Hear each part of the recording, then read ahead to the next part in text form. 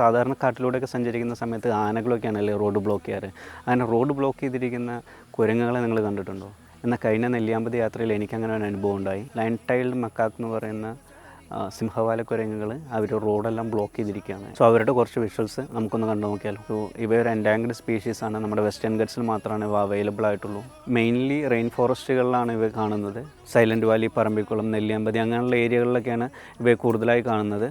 നമ്മുടെ ഫോറസ്റ്റിൻ്റെയൊക്കെ ഒരു അപ്പർ കോൺപി എന്ന് പറയുന്ന ഒരു സോണിലൊക്കെ ആയിട്ടാണ് ഇവരെ മെയിൻലി കാണുന്നത്.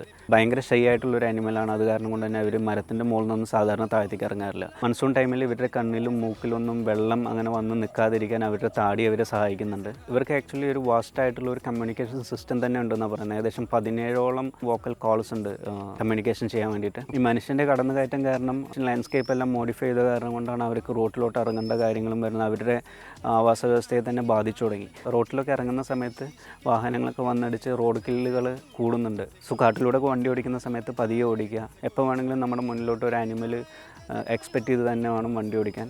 സോ അവരുടെ ലൈഫിന് ഒരു കാരണവശാലും നമ്മളായിട്ട് ഒരു ത്രെട്ടനാകരുത്. പ്രത്യേകിച്ച് ഈ റെഡ് ലിസ്റ്റിലൊക്കെ വന്നേക്കുന്ന മൃഗങ്ങളെന്ന് പറഞ്ഞാൽ വളരെ എണ്ണം കുറവായിരിക്കും. നമ്മുടെ അശ്രദ്ധ കൊണ്ട് ഒരെണ്ണം നഷ്ടപ്പെട്ടാൽ കൂടി അത് ശരിക്കും പ്രകൃതിയുടെ ബാലൻസിനെ ബാധിക്കും. സോ അടുത്തൊരു വീഡിയോയിൽ വീണ്ടും കാണാം.